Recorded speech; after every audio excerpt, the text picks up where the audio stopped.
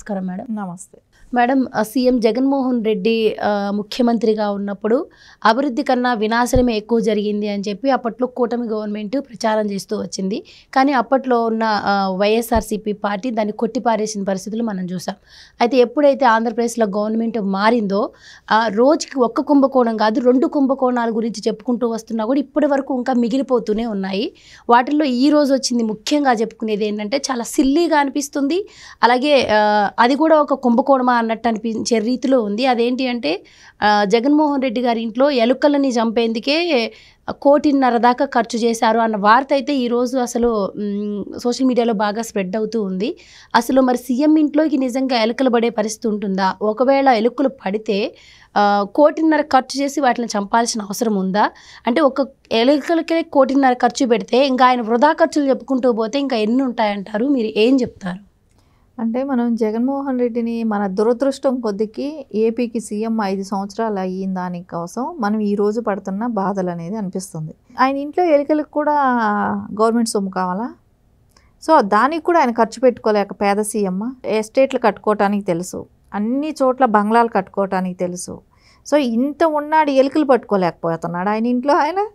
So అంటే దాన్ని కూడా గవర్నమెంట్ మీద ఆపాదించాలి. సో ప్రజల ధనమే ఖర్చు పెట్టాలి. సో అందరిళ్ళలో ఎలుకలు ఉంటాయో ఉండవో దానికి చేసే మెయింటెనెన్స్ వాళ్ళు చేసుకుంటూనే ఉంటారు ప్రతి ఇంటికి.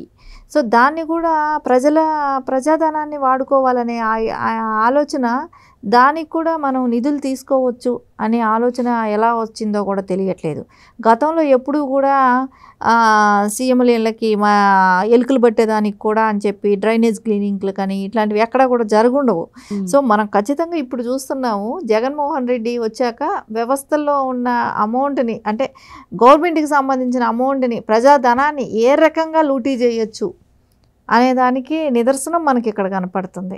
అంటే ఆయన ఎలుకలు పట్టడానికే 1.5 కోటి వరకు ఖర్చు పెట్టాడు అని అంటే ఇంకా మిగతావి ఎంత? ఆయన తాగే వాటర్ బాటిల్ మన ముందు నుంచే అనుకునేదే ఎంత ఖర్చు పెట్టుకుంటాడు. సో ఆయన ఇంటి మెయింటెనెన్స్ కానీ, గార్డెనింగ్ కానివ్వండి, ఇంకా ఆ ఫెన్సింగ్ వేసిన విధానం కానివ్వండి, ఎన్ని వందల కోట్లు ఖర్చు పెట్టాడు. సో ఆ పక్కనంతా కూడా అంటే ఆయన సెక్యూరిటీస్కి రూమ్స్ కట్టించడం కానివ్వండి, ఫర్నిచర్ కానివ్వండి, ఇవన్నీ ఎన్ని కోట్లు ఖర్చు పెట్టాడు కానివ్వండి. అవన్నీ అంటే ఆ రోడ్డు కూడా బ్లాక్ చేసేసాడు కదా. ఈ 5 ఏళ్ళు ప్రజల్ని ఎవరిని కూడా ఆ రోడ్లో పోనివ్వలేదు. దాని తర్వాత అక్కడ ఎవరైతే పేదల గుడిసెలు ఉండేదో వాళ్ళందరినీ కూడా వెకేట్ చేసేసాడు. ఆయన ఇంటి ముందు ఎక్కడా కూడా ఆయన నిద్రలేసి చూసేటప్పటికి ఏ గుడిసె కూడా ఆయన చుట్టుపక్కల కనపడకూడదు. మొత్తం లాన్లు ఉండాలి, ఆయనకి చూడటానికి ఆహ్లాదకరమైన వాతావరణం ఉండాలన్నట్టు. సో మొత్తాన్ని కూడా క్లీన్ చేయించేశాడు. అంటే ఎవరు కూడా ఆయన కనుచూపు మేర జనాలు కనపడటానికి కూడా ఇష్టపడలేదు. సో అవన్నీ మళ్ళీ నెక్స్ట్ తీసుకుంటే ఆయన బొమ్మలు ఎక్కడ చూసినా కనపడాలనేటట్టు. సో ప్రతి రాతి మీద ఆయన బొమ్మ కనపడాలనే దానికి 700 కోట్లు ఖర్చు పెట్టాడు. అంటే ఈ రకంగా చూస్తే ఇన్ని రకాల ఖర్చులు, వేస్ట్ ఖర్చులు.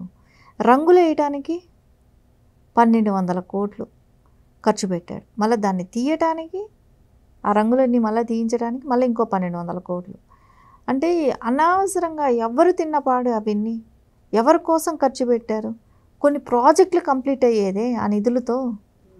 అవన్నీ ఎందుకోసం అంత వేస్ట్ వృధా చేశాడు? ఈ లెక్కన చూస్తే ఈయన చేసిన అవి కొన్ని వేల కోట్లు. దగ్గర నేను అనుకుంటే ఈ లెక్కన ఈయన సొంత లగ్జరీ లైఫ్ గడపటానికి 1,00,000 కోట్లకు తక్కువ లేకుండా ప్రజాధనాన్ని వాడినట్టే కనపడుతున్నాడు. అంటే ఆయన జగన్మోహన్ రెడ్డి అంటే మనము ఎక్కడో చూస్తుంటాం, దేవుడి బొమ్మలు విస్తైరంగా ఇళ్లల్లో పెట్టుకుంటారు. ప్రతి ఇంటికి దేవుడి బొమ్మ అనేది కంపల్సరీ ఉంటుంది కదా. అదేలాగా జగన్మోహన్ రెడ్డి అనే వ్యక్తి ఇంటి గుమ్మం నుంచి బయట వచ్చిన దగ్గర నుంచి వాళ్ళ ఇళ్లలో పెట్టుకోమని కూడా, అది కూడా కొన్ని రూల్స్ ఎలాగో వైసీపీ వాళ్ళు పంచారు కదా.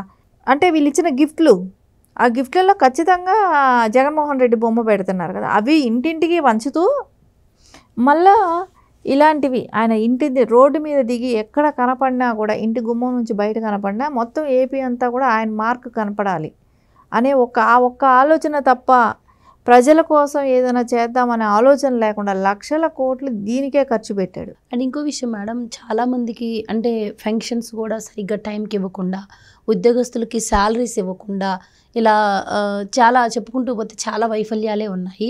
వీటన్నిటికీ ఖర్చు పెట్టకుండా రిషికొండ అంశం కావచ్చు, మీరన్నట్టు ఆయన బొమ్మలు చెక్కించుకోవడానికి కావచ్చు, రంగుల కోసం, అలాగే చూసుకుంటే సిద్ధం సభలకని ఇట్లా వేస్ట్ ఖర్చు అయితే ఆయన చాలా పెట్టారు అని చెప్పి మనం రోజుకోటి చెప్పుకుంటూ ఉన్నాము.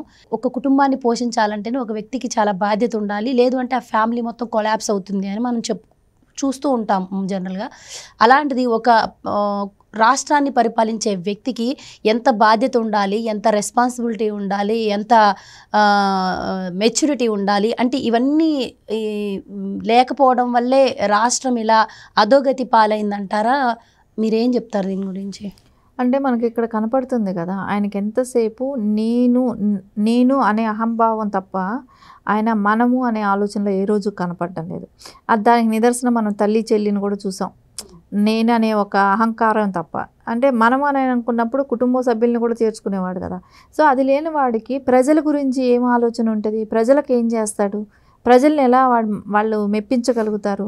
సో ఇంకా అస్సలు పట్టదు. ప్రజల గురించి అనే మాట అసలు క్వశ్చనే లేదు, దాన్ని పక్కకు తీసి పెట్టేయటమే.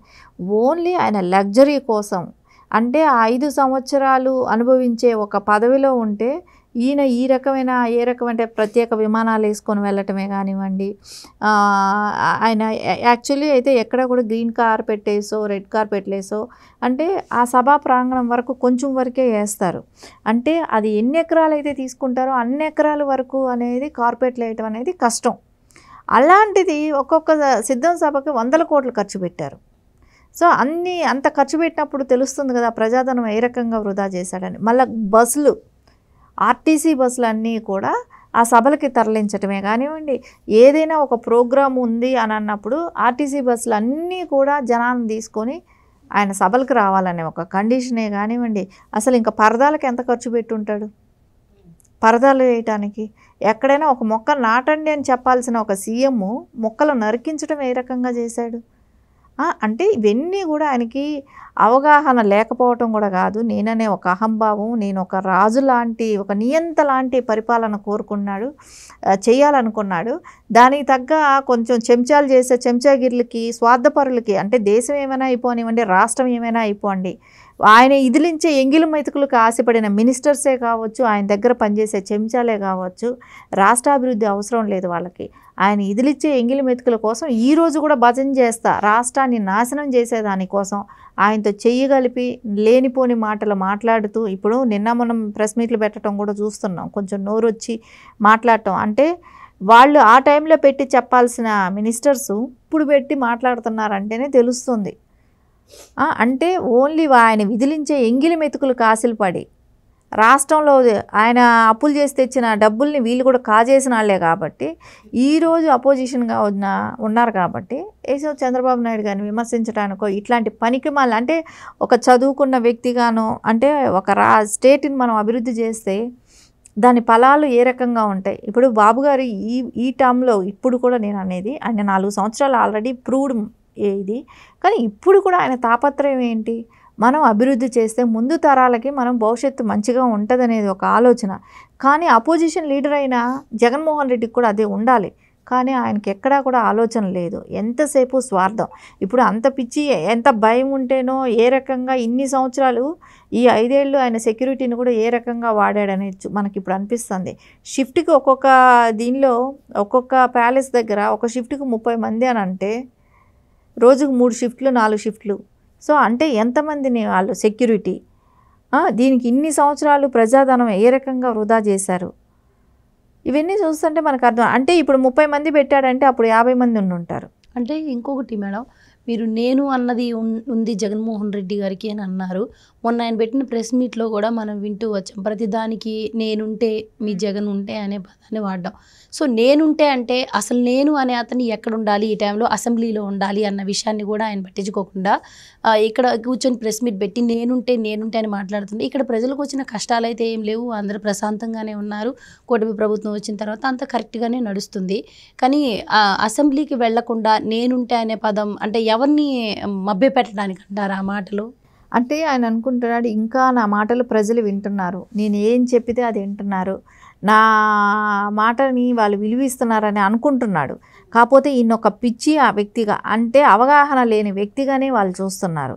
సో ఇప్పుడు నువ్వు డెవలప్ గురించి మాట్లాడు, నేనుంటే చేసేవాడంటే నువ్వు చేయలేదు కాబట్టేగా పక్కకు కూర్చోబెట్టారనేది కూడా ఆయన ఆలోచించుకోలేకపోతున్నాడు. నువ్వు చేయలేవు, నువ్వు ఫెయిల్ అయ్యావు, రాష్ట్ర అభివృద్ధి చేయలేకపోయావు, నువ్వు ఏది కంపెనీలు తీసుకురాలేకపోయినా, ఉద్యోగ అవకాశాలు లేకుండా పోయినాయి, నువ్వు మంచి పరిపాలన ఇవ్వలేకపోయావు అనే ఒక ఉద్దేశంతోనే పక్కన పెట్టారు కదా. అది కూడా ఆయన ఆలోచించుకోలేకపోతున్నాడు అని అంటే ఆయనకు అవగాహన లేదనేది ప్రజలు, అంటే ఆయన ఏం మాట్లాడితే అది కరెక్ట్ అనే ఉద్దేశంలో ఆయన ఉన్నాడు. ప్రజలైతే ఈయనకి అవగాహన లేక ఏదో ఒకటి వాగుతాడు, వచ్చిపోతుంటాడు అని చెప్పి ఒక జోకర్ లాగా తీసుకొని ఆయన మాటల్ని ఎవడు పట్టించుకునే పరిస్థితి కూడా లేదు ఇప్పుడు. Right madam, thank you sir. Thank you.